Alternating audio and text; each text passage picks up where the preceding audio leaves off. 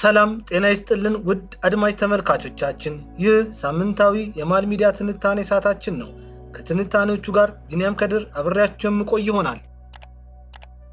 በፍንዳታው አማካኝነት ለድጋፍ የወጡ የንጹሃን ሰዎች ደም ፈሰሰ።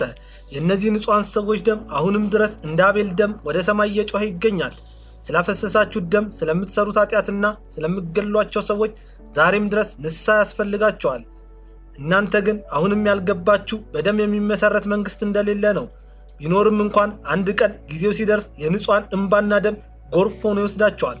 በዛሬው የማል ሚዲያ ትንታኔያችን ላይ የጠቅላይ ሚኒስቴሩን 7ኛ ዓመት በዓል አስመልክቶ በልዩነት በሰራነው ትንታኔ ላይ እንደገና ናነቷ ማደር የተሳናትን ኢትዮጵያ ለማስተዳደር ከአቶ ኃይለማርያም ደሳለኝ እጅ ላይ ስልጣን የተረከቡት ጠቅላይ ሚኒስቴር ዶክተር አብይ አህመድ ሀገሪቱን ወደ ገናናነቷ ለመመለስ በሚያደርጉት ውጣ ውረድ ውስጥ ያጋጠማቸውን እንቅፋቶች እንዲሁም በጠቅላዩ የልጅነት ታሪክ ውስጥ የታዩትን ውጣ ውረዶች ከመውደቅ እስከ መነሳት፣ ከከፍታ እስከ ዝቅታ፣ ከመሻገር እስከ መደናቀፍ፣ ከውትድርና እስከ አገር መምራት፣ ከበሻሻ እስከ አዲስ አበባ፣ ከአዲስ አበባ እስከ ኖርዌይ ኦስሎ ድረስ ያለውን ታሪካቸውን በክፍል 1 በወፍ በረር የምንቃኝ ይሆናል። ከአፍታ ቆይታ በኋላ ስንመለስ አንድ ቀን የኢትዮጵያ ጠቅላይ ሚኒስቴር ሆናለሁ ብሎ ለታላላቅ የህወሓት ፖለቲከኞች ይነግራቸው የነበረው አብይ አህመድ በህወሓት አመራሮች እንደ ቅዠታም ይታይ ነበር። ይሁን እንጂ እናቱ ያለመችለትን ቅዠት እንዳልነበረ በትክክል እየኖረ ቅዠታም ያሉትን የህወሓት ሰዎች እየመራቸው የእናቱን እውነተኛ ራዕይ እየኖረ ስለሚገኘው ጠቅላይ ሚኒስቴር ዶክተር አብይ አህመድ የ7 ዓመታት የስልጣን ጉዞ ምን ይመስላል የሚለውን ጉዳይ ማል ትንታኔያችን ሰፊ ቅኝት የሚያደርግበት ይሆናል። ሚዲያችንን ሰብስክራይብ፣ ትንታኔውን ደግሞ ላይክና ሼር በማድረግ የማል ሚዲያ ቤተሰብ ይሁኑ። ስለሰራችሁት ኃጢአት ወደ ንስሐ አባታችሁ የኢትዮጵያ ህዝብ ተመለሱና ተጸጸታችሁ ይቅርታን ጠይቁ። መጸጸታችሁ ከልባችሁ ይሁን። ሰርቃችሁ በቤታችሁ የሞላችሁትን ገንዘብ ከሰረቃችሁበት ቦታ ላይ እንደ ዘኬዎስ ተጸጸታችሁ ለባለቤቱ መልሱ። የዛኔ የህሊናም ሆነ የነፍስ ረፍት ታገኛላችሁ። አለበለዚያ ግን ያልዘራችሁትን ስላጨዳችሁ፣ ያልሰራችሁበትን ስላከማቻችሁ፣ ከምስኪኖች ቀምታችሁ ሆዳችሁን ስለሞላችሁ፣ በደሃ ደም ላይ ህንጻችሁን ስለገነባችሁ፣ መጸጸት አቅቷችሁ ከታበያችሁ እንደ ሳጥናኤል ከአርያም ወደ ጥልቁ ትወረወራላችሁ። በዓለም ቀደምት የነበርንና ለዓለም የስልጣኔ መንገድን ያሳየን ዘመናዊ ትምህርት ወደ ኢትዮጵያ ሳይገባ በፊት ዘመናዊ ትውልድ የነበርን እንዲሁም የሰው ዘር መገኛ መሆናችንን ዓለም የመሰከረልን በቀኝ ግዛት ያልተገዛን እንቁ የጥቁር ፈርጥ የሆንን ህዝቦች ነበርን። ከሕገ ልቦና እስከ አዲስ ኪዳን ፈጣሪን የተቀበልን በቅዱስ ቁርአን የምናምንና በነቢዩ መሐመድ ኢትዮጵያን አትንኳት ተብሎ ቃል ኪዳን የተገባልን ማህበረሰቦች ነበርን። ይሁን እንጂ በጥቂት ኢትዮጵያዊነትን በናቁ የኢትዮጵያን መኖር በማይፈልጉ ጠላቶቻችን ምክንያት ማንነታችንን ንቀን እጆቻችንን ወደ ፈጣሪ ሳይሆን ወደ አሜሪካንና አረብ ሀገራት ዘርግተን ኩሩና ምርጥ ዜጎች መባላችንን ትተን ስማችን በስደት በረሃብ ሲተካ በስልጣኔ ቀደምት የነበርን መሆናችንን ረስተን ስልጣኔዎቻችንን በሙሉ ለሌሎች አሳልፈን በሰጠንበት ሰዓት ቀኝ ግዛት አልተገዛንም ብለን የምንፎክር የምንሸልህ ህዝቦች በዘመናዊ ቀኝ ግዛት ውስጥ ወድቀን ከግዛታችን ለመውጣት በምንታገልበት ሰዓት በራብና በችግር ሊጨርሱን የተነሱ የውስጥ ጠላቶች በዘር በሃይማኖት በጎሳ ከፋፍለውን ካጫረሱን በኋላ ባገኙት ሀብት ከምድር አልፈው ህዋ ላይ የሚዝናኑበትን ገንዘብ በእጃቸው ይዘው መኖራችንን እንድንጠላ ባደረጉን ሰዓት ህልሞቻችን ሲረግፉና ሲመክኑ በምንኖርባት ምድር ተስፋ ቆርጠን መኖራችንን ረግመን ሀገራችንን በጠላንበት ወቅት ህልምና ራያችንን ያመከኑ ሰዎች ደረታቸውን ነፍተው እኛ ባለምነው እነሱ ሲኖሩ ኢትዮጵያ የሌቦችና የቀማኞች መናሪያ በሆነችበት ወቅት ወጣቱ በሀገሩ እየኖረ ግን ደግሞ ለሀገሩ ባዳ እንዲሆን በተደረገበት ዘመን በትንንሽ ብር የተደለሉ እናቶች ብቻ ለሀገራችን ጥቅም ሳይሆን ለግለሰቦች ጥቅም ሲሉ ሰልፍ በሚወጡበት ዘመን መንጋውን የሚጠብቅ መሲ ጠፍቶ ተኩላዎች በሚጨፍሩብን ወቅት እውነት የሚናገሩ ሰዎች ለምን እውነት ተናገራችሁ ተብለው በየእስር ቤቱ በሚወገሩበትና በሚገረፉበት ወቅት ለሀገራቸው የተከራከሩና ስለ ሀገራቸው ክብር ከወገናቸው ጎን የቆሙ በሚገደሉበትና ሀገራቸውን የካዱና ለኢህአዴግ አመራሮች ጎንበስ ቀና የሚሉ ካድሬዎች በሚሸለሙበት ጨለማው ዘመን ክብራችን ወድቆ ማንነታችን ተረስቶ የዜጎቻችን ሬሳ እንደ ራፊ ጨርቅ በየሰው ሀገር ሲወድቅ በየባህሩ ሲጣል አንገታቸው ተቆርጦ በየበረሃው አሞራው በልቶት ሲቀር ኢትዮጵያዊነት ርካሽነት ሆኖ በዓለም ያልተከበርነውን ያክል በተናቅንበት ዘመን የሚደርስልን አጥተን ራሔል ስለ ልጆቿ አለቀሰች እንደተባለው እኛ የኢትዮጵያ እናትና አባቶች በልጆቻችን ላይ በደረሰው መከራና ሰቆቃ ደረታችንን እየመታን ወደ ምድር ተንበርክከን ወደ ሰማይ የረጨነውን እንባ ፈጣሪ ተቀብሎን ያስለቀሱንን አዋርዶ እንባ የሚያብስ መሪ ሰጠን ሲሉ የኢትዮጵያ እናቶች ይናገራሉ። ዛሬ በኢትዮጵያውያን አቆጣጠር መጋቢት 24 2010 ዓ.ም ነው። ኢትዮጵያ በታሪኳ ለመጀመሪያ ጊዜ ስልጣን ያለ መሳሪያ በሰላማዊ መንገድ ለአዲሱ ጠቅላይ ሚኒስትር ልታስረክብ ነው። ጠቅላዩ በኢትዮጵያ ፖለቲካ ታሪክ ውስጥ ከ14 ዓመታቸው ጀምሮ እንቅስቃሴ ሲያደርጉ የቆዩ ቢሆንም ስማቸው ግን ለአብዛኛው የኢትዮጵያ ሕዝብ እንግዳ ነበረ። አዲሱ ጠቅላይ ሚኒስትር በሕዝባቸው ልብ ውስጥ ለመግባት አንድ ቀን አልፈጀባቸውም። ከቀድሞ ጠቅላይ ሚኒስትር ኃይለማርያም ደሳለኝ እጅ የኢትዮጵያን ሕገ መንግሥት ተቀብለው በፓርላማ ያደረጉት ንግግር ብቻ የሚመሩትን ሕዝብ ቀልብ ያሸፈተ ነበረ። ሰውየው ኢትዮጵያን ለማስተዳደር ከኃይለማርያም እጅ ስልጣን ሲቀበሉ ሀገሪቷ በተለያየ ፖለቲካዊ፣ ማህበራዊና ኢኮኖሚያዊ ቀውስ ውስጥ ነበረች። በእሳቸው አመራርነት ኢትዮጵያ ከገባችበት ውጥንቅጥ ትወጣ ይሆን የሚል ትልቅ ጥያቄ በህዝቡ ዘንድ ነበረ። ነገሩ እንደታሰበው ቀላል አልሆነላቸውም። በዛ ላይ የሀገሪቱ የመጠባበቂያ በጀት ከ2 ሚሊዮን ዶላር በታች ሆኖ የመንግስት ሰራተኞችን ደሞዝ መክፈል በማይቻልበት ደረጃ ላይ ተደርሶም ነበረ። ይህንን ችግር ለመቅረፍ የሄዱበት መንገድ ሀገሪቱን ለ27 ዓመት ሲመራ የነበረውን ህወሓት ደስተኛ እንዲሆን አላደረገውም። የሀገሪቱ ጠቅላይ ሚኒስትር ማንም ይሁን ማን ህወሓቶች ከጀርባ ሆነው ሀገሪቱን መምራት ለምደዋልና የአብይ አህመድ አስተዳደርንም ከጀርባ ሆኖ ለመምራት ጥረት ቢያደርጉም ነገሩ እነሱ እንዳሰቡት ቀላል አልሆነላቸውም። በዚህም የተበሳጩት ህወሓቶች በቀድሞ ጠቅላይ ሚኒስትር ኃይለማርያም ደሳለኝ ላይ እንዳደረጉት ካሜራ በየቦታው ተክለው የአብይ አካሄድን መከታተል ያዙ። ከካሜራ ውጪ በሆኑ ቦታዎች ላይ ደግሞ በእያንዳንዱ በሚንቀሳቀስበት ቦታዎች ላይ ሳይቀር አደገኛ የሚባሉ የህወሓት ደህንነቶች እንዲከታተሉት ተደረገ። ጠቅላዩ ግን በህዝቡ ልብ ውስጥ አንድ ጊዜ ገብቶ ስለነበር ሌላ እርምጃ ለመውሰድ ድፍረቱን አጥተዋል። ህወሓቶች የዶክተር አብይ አህመድ መንግስትን ለመገልበጥ መሳሪያን ከአፍ እስከ ገደፉ የታጠቁ ወታደሮችን ወደ ቤተ መንግስት እንዲሄዱ አደረጉ። ሰውየው የተማረና እጅጉን ብልህ ሰው ስለነበር ከአንዳንድ የህወሓት ባለስልጣናት ደግሞ የተሻለ ወታደራዊ ዕውቀትን የተላበሰ ስለነበር ወታደሮቹን አግባብቶና ትጥቃቸውን እንዲፈቱ አድርጎ አብሯቸው ኩሻፕ ሰርተው ወደ መጡበት እንዲመለሱ ማድረግ ችሏል። እነሱን በማያስጠረጥር መልኩ ጠቅላዩን ለመግደል ያቀዱት ሁለተኛ ዙር እቅዳቸው መክሸፉን የተመለከቱት ህወሓቶች እዚህ ሆነን ከሱ ጋር የምናደርገው ፉክክር ብዙም ውጤት የማናመጣበት ነው ብለው ወሰኑ። ከዛ በደርግ ዘመን ጫካ መግባትን ለምደዋልና የትግራይ ህዝብን ጫካ አድርገው የፌዴራል መንግስቱን ታግለን መጣል አለብን ብለው ጸበል እንደነካው ጋኔል ከአዲስ አበባ ብን ብለው ወደ መቀሌ ገቡ። ከአዲስ አበባ የወጡት ህወሓቶች ትግራይን ከኢትዮጵያ ለመነጠል ራሳቸውን ሀገር ለማድረግ የተለያዩ እንቅስቃሴዎችን ማድረግ የጀመሩ ሲሆን ባገኙት አጋጣሚ ትግራይ ትእስር ሲሉ መፎከራቸውን ቀጠሉ። ከዚህ በፊት በተለያየ ምክንያት ኤርትራ፣ ሶማሊያና ጅቡቲ ከታላቋ ኢትዮጵያ መገንጠላቸውን የሚያውቀው የኢትዮጵያ ህዝብ አሁን ደግሞ ትግራይ ልትገነጠልብን ነው ብለው በሐዘን ውስጥ ወደቁ። የህዝቡን የልብ ትርታ አስቀድሞ የሚረዳው ጠቅላዩ ከኢትዮጵያ ኦርቶዶክስ አባቶች ጋር ውይይት አድርጎ በሚወጣበት ሰዓት ወደ አንድ ጋዜጠኛ ጠጋ ብሎ ኢትዮጵያ የዛፍ ላይ ቅጠል አይደለችም፣ በእኔ ዘመን እንደዚህ አይነት ነገር አይከሰትም ብሎ የሚመራውን ህዝብ ልቡን አሳረፈ። በስልጣን ዘመናቸው መስራት የሚጠበቅባቸውን ያክል ባለመስራታቸው በኢትዮጵያ ህዝብ የተጠሉት የህወሓት አመራሮች የለመዱትን ፖለቲካ በማራመድ የአብይ አህመድ መንግስት ትግራይንና የትግራይን ህዝብ ለመጨረስ የመጣ መንግስት ነው በሚል የትግራይ ህዝብን ለማሳመን የቻሉትን ሙከራዎች ሁሉ ማድረጋቸውን ተያያዙት። በኋላም እርስ በርሳቸው ይህ ሰውዬ ወንበሩን ሳያጸና በስልጣኑ ላይ ስር ሳይሰድ ማጥፋት አለብን የሚል ውሳኔ ላይ ደረሱ። በዚህም ምክንያት በህወሓት አመራር ጊዜ ለዘመናት የትግራይንና የኢትዮጵያን ህዝብ ሲጠብቅ በነበረው የሰሜን እዝ ላይ በተኛበት እርምጃ ወሰዱ። እነዚህ ወታደሮች ትናንትና ከጠቅላዩ ጋር ሆነው በተለያዩ ግንባር የዘመቱ ከሚያገኙት ትንሽዬ ደሞዝ ላይ ቀንሰው የትግራይ እናቶችን ቤት የገነቡና እድሜ ልካቸው የትግራይን ክልል በመጠበቅ ራሳቸውን ያጡ ወታደሮች እንደሆኑ የሚረዱት ጠቅላዩ የህወሓት ሰዎች ቀይ መስመር እንዳለፉ ስለገባቸው ሐዘናቸውን በጥቁር ልብሳቸው ሸፍነው የልባቸውን መሰበር ለኢትዮጵያ ሕዝብ ላለማሳየት ሲቃባፈነው ድምጻቸው ለዘመናት የኢትዮጵያ ድንበርን ሲጠብቅ የነበረው የሰሜን እዝ በህወሓት ትዕዛዝ መገደላቸውን በሌሊት ለኢትዮጵያ ሕዝብ መርዶን አረዱት። ለሕዝቡ መርዶ ማርዳት ብቻም ሳይሆን በህወሓት ሰዎች ላይ ሕግን የማስከበር እርምጃ ሊወስዱ እንዳሰቡና በዚህም እርምጃ ላይ መላው የኢትዮጵያ ሕዝብ ከጎናቸው እንዲቆም ጠየቁ። እንዲያውም ዘንቦብሽ ድሮም ጤዛነሽ እንዲሉ የኢትዮጵያ ሕዝብ መከላከያን ነክተው ይቅርና መጀመሪያውኑ የህወሓት ሰዎችን አንቅረው ተፍተው ስለነበረ በህግ ማስከበሩ ላይ ከጠቅላይ ሚኒስቴሩ ጎን ተሰልፈው በጁንታው ላይ ህጋዊ እርምጃ እንዲወሰድ የቻሉትን ሁሉ ጥረት አደረጉ።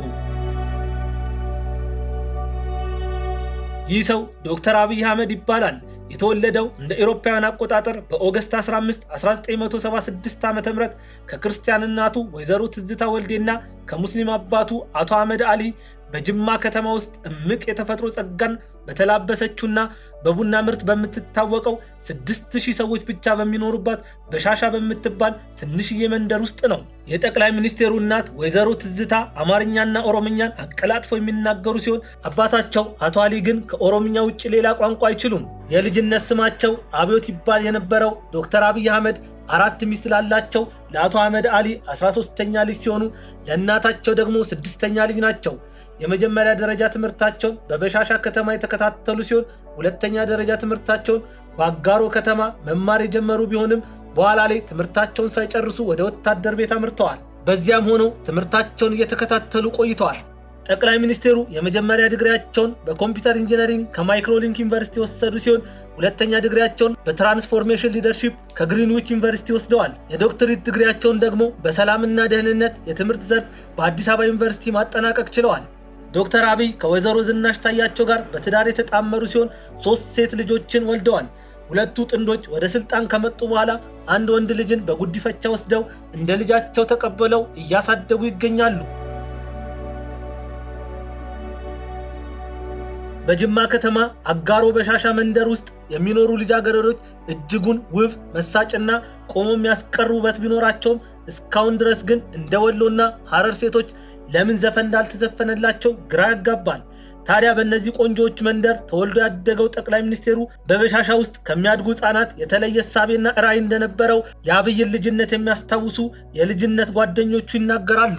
አብዛኞቹ በበሻሻ መንደር ውስጥ ተወልደው የሚያድጉ ሕፃናት የልጅነት ህልማቸው ታላቅ የቡና ነጋዴ በመሆን መኪና በመግዛት ከበሻሻ መንደር ወጥተው በአጋሮ ከተማ ላይ ሌላ ንግድ በመጀመር ታላቅና ሀብታም ነጋዴ የመሆን ፍላጎት አላቸው። ይሁን እንጂ መነሻውን ትንሿ መንደር ውስጥ ያደረገው ትንሿ አብዮት አብሮት እንዳደጉት ልጆች ነጋዴ የመሆን ፍላጎት አልነበረውም። እሱ ፍላጎቱም ሆነ ህልሙ እናቱ ያለመችለትን ራዕይ መኖር ብቻ ነበረ። ታዲያ እናቱ በልጅነቱ የነገረችውን በልቡ ሰሌዳ ላይ ጽፎ ገና በ14 ዓመቱ ትንሿ መንደርን ተሰናብቶ የደርግ መንግስትን ለመታገል በተቋቋመው የኦሮሞ ህዝብ ዲሞክራሲ ፓርቲ ውስጥ ገብቶ የታላቅ ወንድሙን ገዳዮች መታገል ጀመረ። ይህ ሰው ከወታደርነት ጋር የተቆራኘ ይመስላል። ኢህአዴግ የደርግ መንግስትን ታግሎ ከጣለ በኋላ ከሻዕቢያ መንግስት ጋር ጦርነት ውስጥ በሚገባበት ወቅት ከኢትዮጵያ ወታደሮች ጋር በመሆን ከሻዕቢያ መንግስት ጋር ተዋግቷል። ገና ከልጅነቱ ጀምሮ እናቱ አንተ ንጉስ ትሆናለህ ብላ ረጅሙን ርቀት አመላክተዋለችና እሱም በልቡ ሰሌዳ ላይ የእናቱን ንግግር እንደ ዶግማ ቀርጾ ለሚያገኛቸው ሁሉ አንድ ቀን የኢትዮጵያ መሪ እንደሚሆን ይነግራቸው ነበር። ታላላቅ የህወሓት ፖለቲከኞች ሳይቀሩ ህልሙን እንደ ቅዠት ነበር የሚቆጥሩት። ይሁን እንጂ እናቱ ያለመችለት ህልም ቅዠት እንዳልነበር በትክክል እየኖረ ቅዠታም ያሉትን የህወሓት ሰዎች እየመራቸው የእናቱን እውነተኛ ራዕይ እየኖረ ይገኛል። የበሻሻ መንደር ከሌሎች የኦሮሚያ ክልል አንጻር ብዙም ግጭት የማይፈጠርባት መንደር ስትሆን በታህሳስ ወር 1999 ዓ.ም ግን በሙስሊምና ክርስቲያን ማህበረሰቦች መካከል በተነሳው ግጭት ዛሬም ድረስ ብዙዎች ያስታውሷታል። ታዲያ ይህንን ግጭት ለማስቆም የፌደራል መንግስት ጣልቃ መግባት ስለነበረበት በፌደራል መንግስቱ ይህንን ግጭት መፍታት ይችላሉ ተብለው በተላኩ ቡድኖች ውስጥ ዋናውን ሚና እንዲወጡ ከታላቅ አደራ ጋር የ34 ዓመቱ አብይ አህመድ ኃላፊነት ተሰጣቸው። የተሰጣቸውን ስራ በአግባቡ መወጣት የሚችሉት የዛሬው ጠቅላይ ሚኒስቴር ችግሩን ለአንዴና ለመጨረሻ ጊዜ ፈተው ተመለሱ። ይኸው ከዛን ጊዜ ጀምሮ በበሻሻ መንደር ምንም አይነት ግጭት ሳይፈጠር ሙስሊሙና ክርስቲያኑ ተባብረውና ተፋቅረው እየኖሩ ይገኛሉ። ከዚያም ሲያልፍ በትዳር ተጣምረው ልጅን ወልደው በህብረት የሚኖሩም አሉ። ሰውየው የነካው ይባረክል የተባለ ይመስላል።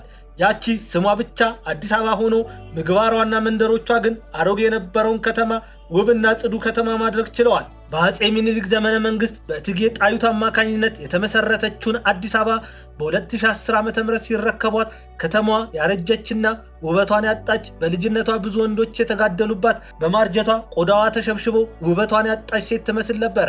ይህችን ሴት ሜካፕ ቀብቶ የድሮ ውበቷን ማምጣት እንደማይቻለው ሁሉ ከተማዋን ቀለም በመቀባት እንደ ስሟ አዲስ ማድረግ እንደማይቻል የተረዳው የ48 ዓመቱ ጠቅላይ ሚኒስቴር በብዙዎች ሊያስተቸውና በስልጣኑ ላይ ሳይቀር ችግር እንደሚፈጥርበት እያወቀ ለስልጣኑ ሳይንገበገብ ከተማዋን ለመቀየር የሚያስችለውን ትልቅ ውሳኔ ወሰነ። ውሳኔውን ብዙዎች ቢቃወሙትም እሱ ግን ያሰበውንና ያለመውን ሳያሳካ እንቅልፍ የማይወስደው ሰው ስለሆነ አእምሮ ውስጥ ያለችውን አዲስ አበባ ለመገንባት መፍረስ አለባቸው ብሎ ያሰባቸውን አካባቢ በማፍረስ ስራ ጀመረ። በትናንትናው ታውረው ነገ ጥሩ የሚሆን የማይመስላቸው ተቃዋሚዎች እንዴት ታሪካዊቷን ከተማ ያፈርሳል ብለው ከሀገር ውስጥ አልፈው በውጭ ሀገራት ሚዲያ ሰውየው ታሪክን እያፈረሰ የኦሮሞ ማንነትን የሚናገሩ አካባቢዎችን ለመመስረት እየሰራ ነው ሲሉ ነገሩን ከተገቢው በላይ አራገቡት። ጠቅላዩ ግን የሚተቿቸውን ጆሮ ዳባ ብለው ያለ ዕቅድ የተሰራችውን ከተማ አፍርሰው ለመኖር ምቹ የሆነን አካባቢን ለመስራትና ማንም ያላያትን በእሳቸው አእምሮ ውስጥ ብቻ የተገነባችውን ውብና ማራኪ ከተማ ገንብተው ለነዋሪዎቿ ለማሳየት በ6 ወራት ተጠናቆ የሚያልቅን የመጀመሪያ ዙር የኮሪደር ልማት አስጀመሩ። ስራው ተጠናቆ እስኪያልቅ ብዙዎች በሰውየው ውሳኔ ላይ ቢያጉረመርሙም እሱ ግን ቀንና ሌሊት እየተመላለሰ ስራውን በታቀደለት ወቅት እንዲጠናቀቅ አደረገ። ስራው ተጠናቆ ታሽጎ የነበሩ አካባቢዎች ለህዝብ ክፍት ተደረጉ። በዚህን ሰዓት ሁሉም ሰው የሚያዩትን ማመን ተሳናቸው። አይናችን ነው ወይንስ ዱባይ ነው ያለነው ሲሉ ራሳቸውን ጠየቁ። የቆሙበት አካባቢ ትናንትና በቆሻሻ የተሞሉ ለመንቀሳቀስ ምቾት ያልነበራቸው የድህነትን መንፈስ የሚናገሩ ቆሻሻ ሲደመር ጉስቁልናን ይሰብኩ የነበሩ ቦታዎች ነበሩ። እነዛ ቆሻሻዎች በምን ፍጥነት እንደተወገዱ ማመን እያቃታቸው የከተማው ነዋሪዎች ለባለራዕዩ መሪያቸው ያላቸውን አክብሮት መግለጽ ጀመሩ። ከተማዋ የአፍሪካ መዲና፣ የተለያዩ ዓለም ሀገራት የዲፕሎማሲ መቀመጫ ናትና እያንዳንዷ እንቅስቃሴዋ የዓለምን ትኩረት ይስባል። በዚህም የተነሳ ፈርሳ በነበረበት ወቅት ታላላቅ የዓለም ሚዲያዎች ቢቢሲ፣ ሲኤንኤን እና አልጀዚራን ጨምሮ ጠቅላይ ሚኒስቴሩን በእጅጉ ሲያብጠለጥሉት ነበረ። ይሁን እንጂ ከስራው መጠናቀቅ በኋላ ከአብይ በፊት የነበረችውን አዲስ አበባና ከአብይ በኋላ ያለችውን አዲስ አበባ በማነጻጸር ጠቅላዩን በተቹበት አንደበት መልሰው ሲያሞግሱት ተደምጧል። ሰውየው ታምረኛ ነው። መስራትን ይወዳል፣ ሌብነትን አጥብቆ ይጸየፋል። በሱ የአመራርነት ዘመን ኢትዮጵያ ወደ ታላቅነት ዘመኗ እንድትመለስ 24 ሰዓት ያለ እረፍት እየሰራ ይገኛል። እርግጥ ነው በሱ የመስራት ሞራል ልክ ነገሮች እንዳይከናወኑ የሚያደርጉ የተለያዩ ችግሮች አሉ። የጠቅላይ ሚኒስትር አብይ አህመድ መንግስትን በአንድ በኩል ዘረኝነት ያወራቸው ጽንፈኛ ቡድኖች፣ በሌላ በኩል የስልጣን ጥም የሚያሰቃያቸው ወንበርን የተራቡ በህዝባቸው ደም የሚነግዱ የደም ነጋዴዎች፣ በዚህ በኩል ደግሞ በየዕለቱ ወገናቸውን የሚያሸብሩ የሽብር ቡድኖች በሚፈጥሩት እንቅፋት መስራት የሚፈልገውን ያክል ወደፊት መጓዝ ባይችልም በእነዚህ ሁሉ ፈተና ውስጥ ሆኖ ግን ዓለምን የሚያስገርሙ ታላላቅ ስራዎችን እያከናወነ ይገኛል። ጠቅላዩ ወደ ስልጣን በመጡበት ሰዓት የብዙዎች ተስፋ የነበረው የህዳሴው ግድብ በተለያዩ የሀገሪቱ ባለስልጣናት ሌብነት ምክንያት ስራው ሊቋረጥ ከጫፍ ደርሶ የነበረ ቢሆንም መንግስታቸው በወሰደው ስር ነቀል ለውጥ የህዳሴው ግድብ የህዝቦቹን እንባ ሊያብስ ከጫፍ ደርሷል። ሰውየው ታምረኛ ነው። ጠዋት አዲስ አበባ፣ ከሰዓት ባህር ዳር፣ ማታ አሜሪካን፣ በነጋታው ደግሞ 4 ኪሎ ከሚገኘው የጠቅላይ ሚኒስቴር ቢሮ ውስጥ ተገኝቶ ስራውን ማከናወን ይችላል። በሱ ፊት አይሆንም የሚባል ነገር የለም። እሰራዋለሁ ብሎ ያሰበውን ባቀደው ሰዓት አጠናቆ ማቅረብ ይችላል። ይሁን እንጂ ጠቅላዩ ስልጣን ከያዙበት 2010 ዓ.ም ጀምሮ እስካሁን ድረስ በሁሉም ክልል ማለት በሚቻልበት ሁኔታ በተለይ በኦሮሚያ፣ በአማራና በትግራይ ክልል የሚገኙ ታጣቂዎች ስራ ሊያሰሩት አልቻለም። ይህ ብቻ አይደለም። በቦረና የተከሰተው ድርቅ፣ በአፋር ክልል የተፈጠረው የአንበጣ መንጋ ለዶክተሩ ሌላ ፈተናዎች ነበሩ። የተፈጠሩትን ፈተናዎች ወደ መልካም አጋጣሚ መቀየር የሚችሉት ጠቅላዩ ገበታ ለሸገር የሚለው ፕሮጀክታቸውን ወደ ገበታ ለሀገር በሚል በመቀየር በኢትዮጵያ ታሪክ ታይቶም ተሰምቶም በማይታወቅ መልኩ የ2 ሚሊዮን ብር የእራት ፕሮግራምን በታደሰው ቤተ መንግስት የሚኒሊክ እልፍኝ ውስጥ አዘጋጅተው ባገኙት ገንዘብ ላይ መጨመር ያለባቸውን ጨምረው በአዲስ አበባ ከእንጦጦ እስከ ጫካ ፕሮጀክት፣ በተለያዩ የሀገሪቷ ከተሞች ደግሞ የተለያዩ መዝናኛዎችንና የቱሪስት መስህብ ሊሆኑ የሚችሉ ተግባራቶችን እያከናወኑ ይገኛሉ። ጠቅላይ ሚኒስቴሩ ከልጅነታቸው ጀምሮ በወታደር ቤት ውስጥ እንደማደጋቸው የሰላምን ዋጋ በእጅጉ የሚረዱ ሰው ናቸው። ለዚህ ነው ወደ ስልጣን በመጡበት በመጀመሪያው ቀን ለኤርትራ መንግስት የሰላም እጃቸውን የዘረጉት። ያ ብቻ አይደለም። በስልጣን ዘመናቸው የመጀመሪያው 3 ወራቶች ላይ ገና ስልጣናቸውን ሳያጸኑ ስልጣኔን እነጠቃለሁ ብለው ሳይፈሩ የተለያዩ በኢህአዴግ አመራርነት ምክንያት አገራቸውን ሸሽተው በኤርትራ በረሃ ውስጥ ምሽግ ሰርተው የኢትዮጵያን መንግስት ሲዋጉ ለነበሩ አማጽያን ኑ ወደ ሀገራችሁ ግቡ፣ አብረን ሀገራችንን እንስራ፣ ኢትዮጵያ ለሁላችንም ትበቃለች ብለው አሳምነው በእግራቸው ከኢትዮጵያ ወጥተው ለዘመናት በኤርትራ ጫካ ውስጥ ይኖሩ የነበሩ አማጽያንን በቦሌ አየር መንገድ እንዲገቡ አድርጓል። በዚህም ሳያበቁ በሀገሪቱ በተለያየ ቦታ ላይ በፖለቲካ ምክንያት የታሰሩ የፖለቲካ እስረኞችን በነፃ እንዲወጡ ማድረግ ችሏል። ታዲያ በዚህ ስራቸው የተደመሙት ኢትዮጵያውያን ሰኔ 16 2010 ዓ.ም የፍቅር የመደመር የይቅርታና የምህረት ቀን ነው በሚል በአዲስ አበባ ሰማይ ስር በሰው ጎርፍ የታጀበን ድጋፍ ለመንግስታቸው አደረጉ። ድጋፉ በአዲስ አበባ ብቻ አልቀረም። በሁሉም የኢትዮጵያ ከተሞች ላይ ከመሪያቸው ጎን መሆናቸውን የሚገልጹ መፈክሮችን በማዘጋጀት ሰልፍ ወጥተው መሪያቸውን ደገፉ።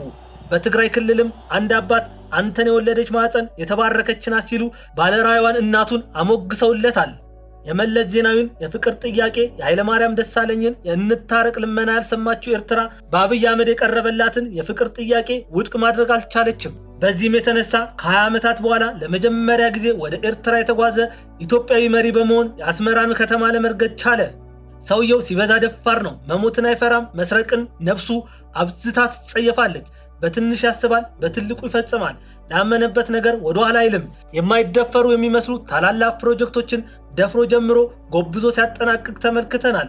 እስካሁን በአዲስ አበባ ከተማ ብቻ የእንጦጦ ፓርክን፣ የሳይንስ ሙዚየምን፣ የአብሮትን ቤተ መጻሕፍት፣ የቤተ መንግስትን እድሳት፣ የኮሪደር ልማቶችን፣ የአዲስ ኮንቬንሽንን፣ የአድዋ ሙዚየምን፣ መስቀል አደባባይን፣ የወዳጅነት ፓርክን፣ የአንድነት ፓርክን፣ የፒኮክ ፓርክን ወዘተ ሰርተው ማጠናቀቅ ችሏል። የጫካ ፕሮጀክት፣ የወንዝ ዳር ልማትና የኮሪደር ልማቶች በአሁኑ ሰዓት በአዲስ አበባ ከተማ ላይ እየተከናወኑ ያሉ ስራዎች ናቸው። ከአዲስ አበባ ውጭ ባሉ ክልሎች ውስጥ በሁሉም ከተማዎች የኮሪደር ልማት እየተከናወነ ሲሆን በአማራ ክልል ጎርጎራ፣ በኦሮሚያ ክልል ወንጪ፣ በደቡብ ክልል ኮይሻ ተገንብቷል። ኢትዮጵያ በምግብ ዋስትና ራስን ለመቻል ባደረገችው ጥረት ከራሷ አልፎ የስንዴ ምርት ለመጀመሪያ ጊዜ ለውጭ ገበያ ማቅረብ የቻለችው በአብይ አስተዳደር ወቅት ነው። የአርሶ አደሮችን ድካም ለመቀነስ በተለያዩ የሀገሪቱ ክልል ውስጥ ለሚገኙ አርሶ አደሮች ምርቶቻቸውን በትራክተር እንዲያመርቱ እየተደረገ ይገኛል። በትምህርት ጥራት ላይም ቢሆን ከፍተኛ ስራ የተሰራ ሲሆን በሁሉም ክልሎች ውስጥ ለሚገኙ ተማሪዎች ምገባ እንዲጀመር የተደረገው በብልጽግና መንግስት ነው። ሰውየው አስቦ ያልሰራው አቅዶ ያላከናወነው ተግባር የለም። አሁን ላይ ኢትዮጵያ በማዳበሪያ ምርት ራሷን ለመቻል ከፍተኛ ጥረት እያደረገች ሲሆን ከውጭ ሀገር የሚገቡ ማዳበሪያዎችን በሙሉ በሀገር ውስጥ እንዲመረቱ ለማድረግ ስራ ተጀምሯል። ከዚህ ውጭ የባህር በርን በማግኘት ጉዳይ ላይም እየተሰሩ ያሉ ስራዎች እጅጉን ተስፋ ሰጪ ናቸው። ይህን ሁሉ ነገር ሲባል ሰውየው መልአክ ነው፣ ምንም ሳይሳሳት ያለፉ 7 ዓመታትን ቆይቷል ማለት አይደለም። ምክንያቱም የብልጽግና መንግስት በሰላም ላይ አበክሮ መስራት ይጠበቅበታል የሚሉ ፖለቲከኞች ብዙ ናቸውና ነው። በእርግጥ የጠቅላይ ሚኒስቴሩ መንግስት ለሰላም እጅጉን ዋጋ የሚሰጥና መሄድ ከሚገባው በላይ ሄዶ አማጽያንን ሲማጸንና ለድርድር ሲጋብዝ ይታያል። በአማጽያኑ በኩል ግን ለድርድር ምንም አይነት ፍላጎት የለም። ስለሆነም የአማጽያኑን ፍላጎት ለማስተናገድ የኢትዮጵያ መንግስት ልቡን ሰፊ ቤቱንም ክፍት ማድረግ አለበት የሚሉ ሰዎችም አሉ። ጠቅላይ ሚኒስቴሩ ለሰላም በከፈሉት መስዋዕትነት የሰላም ኖቤል ሽልማትን በ2019 ዓ.ም በኖርዌይ ኦስሎ ተሸልመዋል። በእሳቸው ማሸነፍ ውስጥ ኢትዮጵያ ከፍ ብላ ተጠርታለች። ነጮቹ ኢትዮጵያ የሰው ዘር መገኛ መሆኗን በሰፊው ከዘገቡ በኋላ ሁላችንም ኢትዮጵያዊ ነን ሲሉ ተናግረዋል።